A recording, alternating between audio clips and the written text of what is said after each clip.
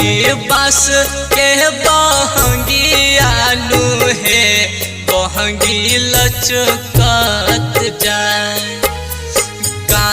चही बास के बहंगियानु हे बहंगी लचकत जाए।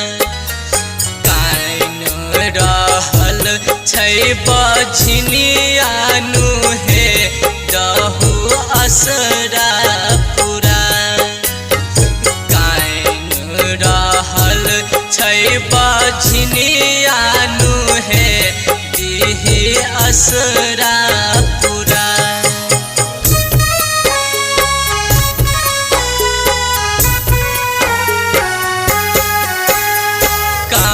चही बास के बहंगियानु हे बहंगी लचकत जाए। चही बास के बहंगियानु हे बहंगी लचकत जाए। जल बीच खड़ा छै बझनियानु हे दहु असरा पूरा। कान रहल छौ बझनियानु के दिही गोदिया भरा।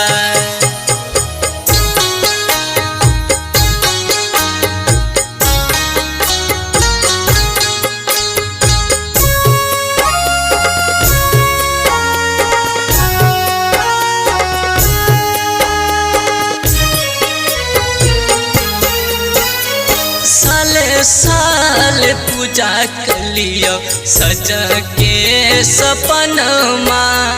एगो बेटा के बिना सुनाला घर गनमा।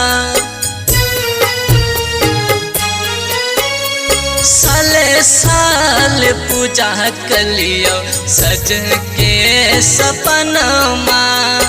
एगो बेटा के बिना सुना लागे घर आंगनमा।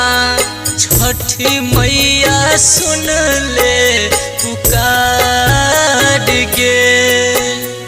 जल बीच ठाड़ा छै बझनियानु गे दही असरा पूरा। जल बीच ठाड़ा छै बझनियानु गे दही असरा पूरा।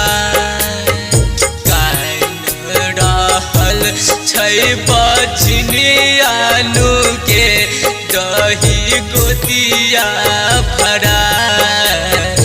कान रहल छै बझनियानु गे दही गोदिया भरा।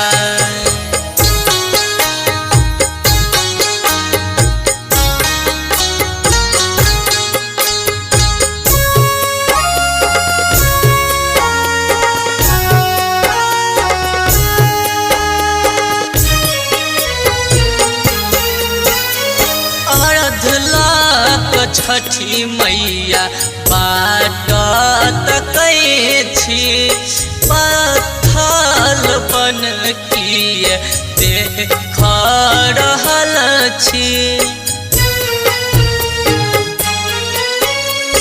अर्धलाक छठी मैया बाट तकै छी पत्थल बन किए देख रहल छी।